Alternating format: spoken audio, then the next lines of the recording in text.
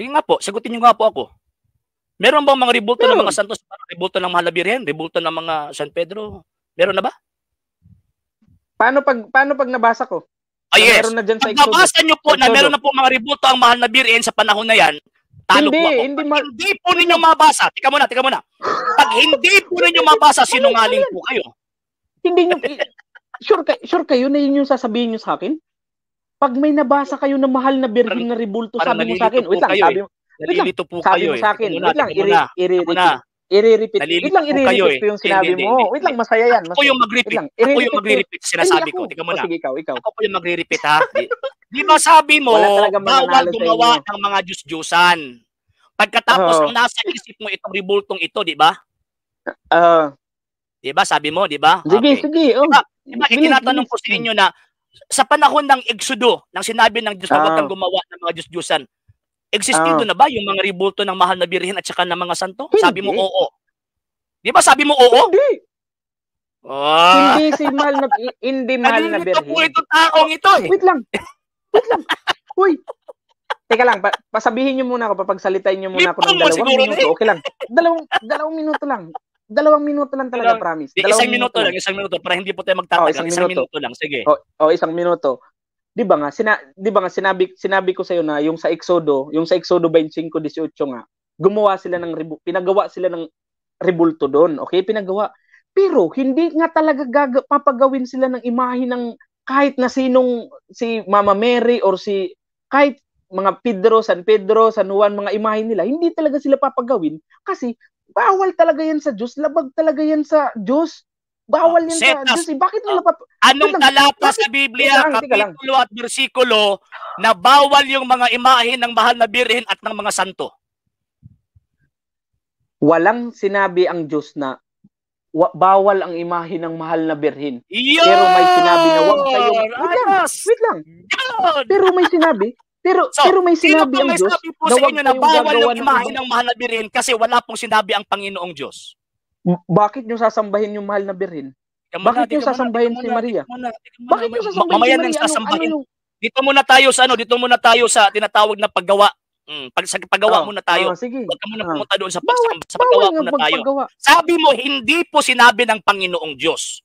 Pagkatapos, sabi mo, bawal. So sa makatwid pala, dinadagdagan mo pala yung salita po ng Panginoong Diyos. So Diyos rin ngayon. Bakit ko dinadagdagan? Sabi mo, hindi sinabi ng Panginoong Diyos na bawal yung mga imahe ng Mahal na Birhen. Pagkatapos, yung sinasalita mo ngayon, bawal yan? Hindi. Ang ibig sabihin ko, walang Pinoy... Sa makatwid pala, nagpapaka-Diyos po kayo ngayon. Hindi. Walang sinabi na... Hindi, tika lang, makinig ka. Walang sinabi na... Walang pinupunto si Jesucristo na wag kang gagawa ng imahe ng Mahal na Birhen. Walang nakalagay na wala. Walang ganon. Pero in general siya nagsabi ang Jesucristo in general. Ibig sabihin lahat ng mga kuan bawal. Hindi lang yung Mahal na Birhen, walang sinabi doon sa praise na sino po may sabi po sa inyo lahat ng mga larawan bawal? Ng rebulto. Lahat ng rebulto bawal? Na may kawangis ng nasa langit, nasa lupa. Lahat po ba? Nano? Lahat na po ba rebulto? Lahat na rebulto. Huwag mo sasabihin. Anong talata po yan na sinabi ng Panginoong Diyos lahat? Lahat ng mga rebulto. Yung sa 10 Commandments. Lahat ng mga rebulto? May mabasa po kayo? Sige. Aminin po akong talo po ako ngayon pag may mabasa po kayong lahat ng mga rebulto bawal. Pero kapag wala po kayong mabasa, yon sinungaling po kayo. Sige, basahin niyo po lahat ng mga rebulto kasi yan po yung sabi ninyo eh. Yung sa 10 Commandments nga. 10 Commandments nga, sige. Basahin mo sa 10 Commandments na sinabi ng Panginoong Diyos, bawal ang lahat ng rebulto. Alam nyo, yung pag... No. Wait lang. Hindi po yung hinihingi ko, setas. Yung pag-uunawa kasi nyo, yung pag-uunawa nyo kasi, kwan lang, yung parang specific lang. Hindi nyo kasi inuunawa in general. No. In general. Di ba nakalagay doon? Malinaw ang sinabi ng Diyos. Anong talata? Asahin mo ngayon sa Exodo chapter 20 na lahat ng mga rebulto bawal. Wait lang. Malinaw ang sinabi ng Diyos na huwag kayong gagawa ng ibang Diyos maliban sa akin. Hindi yung tanong ko eh. yung tanong ko, hindi ko sinabi, may kinikilala ba kayong Diyos o wala? O meron ka ibang Diyos o wala? Ang tanong ko, simple, yung sinabi mo kanina, na bawal yung lahat ng mga ribulto. Basahin mo yan ngayon sa Ten Commandments kasi sabi mo, nandyan yan sa Ten Commandments. Ibig sabihin, bawal sambahin. Tama? Hindi, isahin mo na lahat ng ribulto, sabi mo. Wait lang, walang mababasa na bawal yung ribulto. Pero pag sinabi mong bawal sambahin, so, pero ibig kong sabihin pala, dinadagdagan mo yung nakasulat. Hindi. Bawal sambahin. Dinadagdagan mo yung mga nakasulat. Next question. Sino po ba ang sinabihan po ng Panginoong Diyos po rito? Ang Israel o ang lahat ng tao? Exodus chapter 20. Or kasali ba dito ang Iglesia Katolika? Uy, nawala. Hay na lang. Di ba? Tintinan nyo, di ba? Sila po yung nag-i-insist. Pagkatapos, ayun, hindi naman makapagbigay ng mga ebidensya, puro lang opinion. Pagkatapos, sasabihin pala, mali yung mga pagkakaintindi mo, mali yung pagkakaintindi. Pagkatapos, tatanungin naman natin anong klaseng tools of interpretation yung password na ginagamit mo. Hindi. Teka. Sa Exodus chapter 20, sino po ba yung sinabihan po dyan? No internet Katoliko o yung Israel? Ikaw wala ka internet? Hindi. Ha? Waray may da. Mr. Rain. Narinig niyo po ba ako? Hello po. Hello. Oy. Ay, na lang.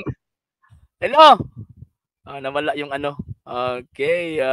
Actually, ang dami-dami pong niya, argumento niya, nahuhuli po siya. First, argumento niya, basta nakaharap sa ribulto, sinasamba na yung ribulto. Ayun, si Josue nakaharap sa ribulto. Hindi naman pala. Meron pala nakaharap sa ribulto, pero hindi ribulto yung sinasamba. Number 2, sabi niya, nakaluhod. Si Josue, mas grabe, nakapatira pa po siya. Then pagkatapos, sabi niya, pagpuprosesyon, ngayon si David, nagprosesyon sa kaba ng tipan. Naiipit eh. Pagkatapos, sasabihin pa niya, ako yung hindi nakakaintindi. Ay. Ngayon, pang-apat na punto, hinihingian po natin siya nang mabasa sa Biblia, kapitulo at bersikulo, o yung dokumento ng Iglesia Katolika na sinasabi niya na yung mga ribulto sinasamba natin bilang Diyos. Ay, wala mabasa. Kaya nga po tayo po yung nagbabasa eh. Bakit po kasi nambibintang po itong mga sulpot na ito eh? So, ang dami-dami po mga argumento po niyang, sabi po niya, tayo na po yung may butas. Siya po maraming butas eh. Siya po yung mas maraming butas. Bakit po kasi nag-i-interpret na nakasulat na wala naman pala yung mga sinasabi niya, hindi naman pa nakasulat sa banal na kasulatan. Nandyan. Sige po. Okay, yun. Nandyan na. Ano ito? Internet ko. Okay. Naubos yung internet ko sa SIM card. Yes. Naka-wifi ako, naubos yung internet ko. Okay. Sa Exodus chapter 20 verse 1, sino po ang sinabihan ng Panginoong Diyos na yung pagbigay po niya sa Ten Commandments? Israel o Simbahan Katolika?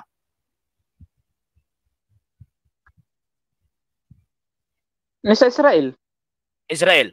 So, ibig pong sabihin, sumasang-ayon ka ng sinabihan ng Panginoong Diyos, nang sinabihan ng Panginoong Diyos na huwag kang gagawa ng mga ribulto kasi kumikilala sila ng mga ribulto ng mga Diyos-Diyosan, yung Israel, hindi yung Simbahan Katolika. Sumasang-ayon ka o hindi?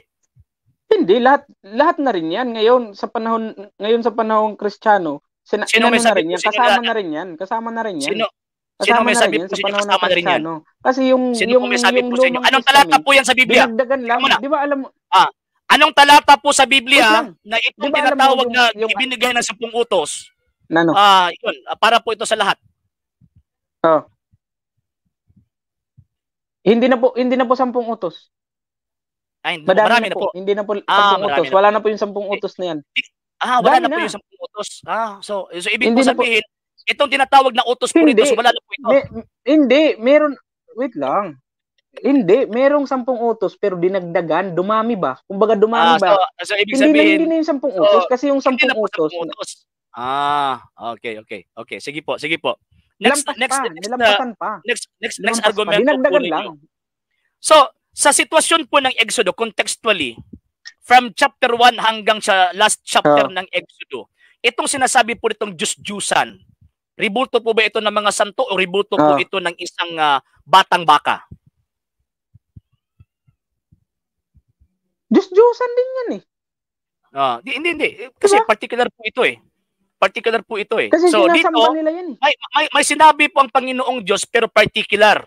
Kasi alam po niya na may sumasamba po na mga Israelita na isang Diyos-Diyosan. Yung sinasamba po nila, imahin po ba o rebulto ba ng mahal na birhen o rebulto po ng isang golden calf?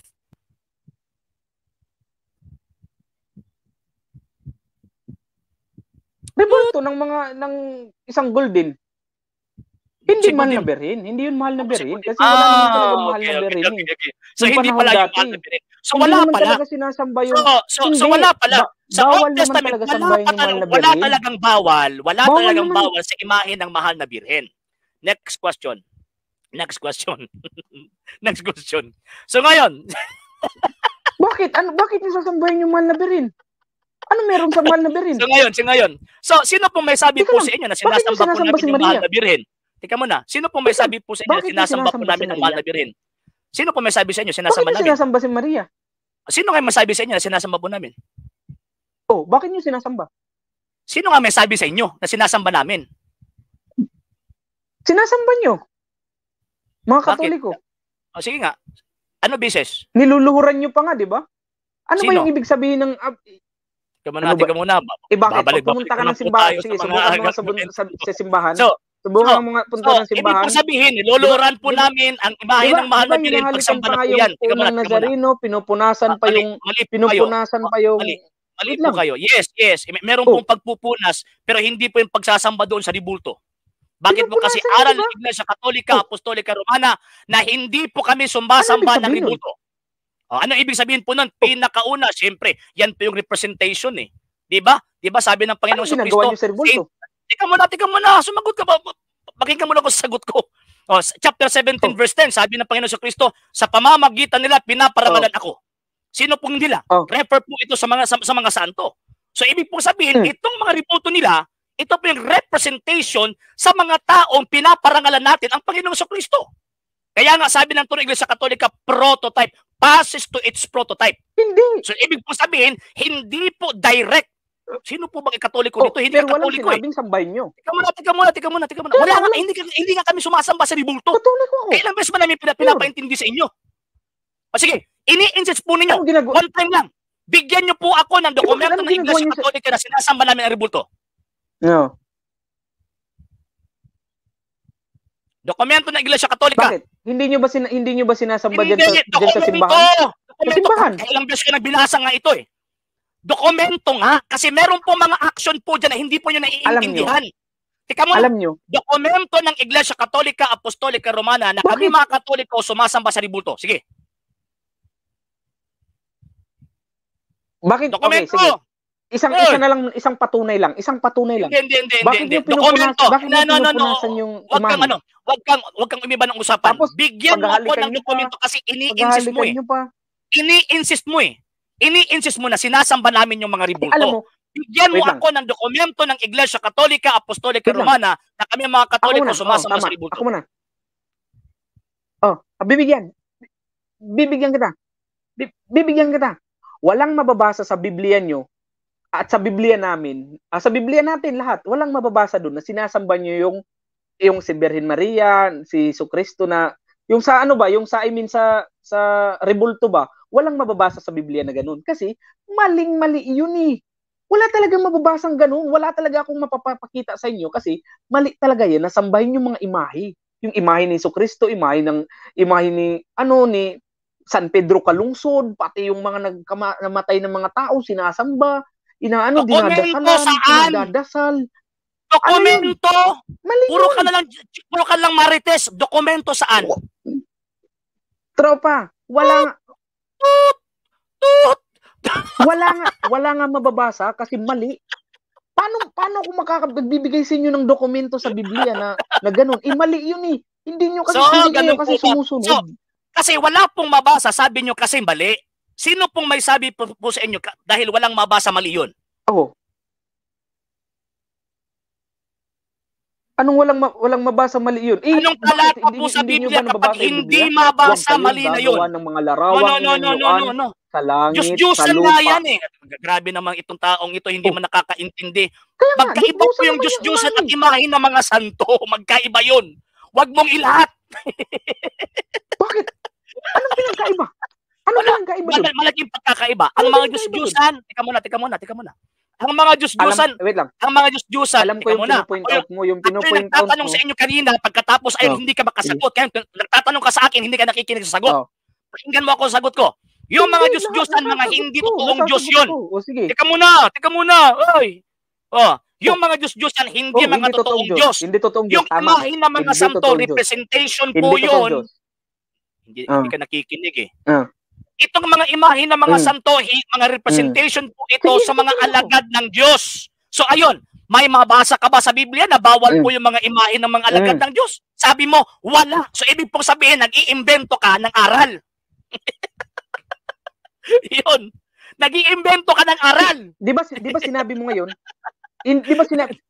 Wait lang, hindi. Ay, nalang. Sa Bible yan. Kung naunawaan mo yung Biblia, kung nakakapagbasa ka ng Biblia. Iniiba mo yung unawa sa Biblia. Alam nyo kung... Wrong. Alam nyo, pag iharap kayo sa pag iharap kayo kay Brother Ili Soriano, ay, baka patay na si Brother Ili Soriano. Lahat ng topic na ibinigay po namin sa kanya, namatay na lang si Mr. Soriano until now, hindi pa napirmahan ni Mr. Soriano. Bakit? Talo yung mga Kristiyano na pinalaban niyo doon. Hindi, may Katolikong lumaban doon, Tamimi. May Katolikong lumaban. Siya. Tamimi, sino nila tungkol sa imahe? Tamimi. Talo sa inyo, bakit po? Kasi hindi kayo nakakaintindi sa nakasulat eh. Inamin niya natalo siya. Ano? Sino may sabi? Sige nga, bigyan niyo ako ng ebidensya na inamin po natalo sila. Nambibintang itong taong ito eh.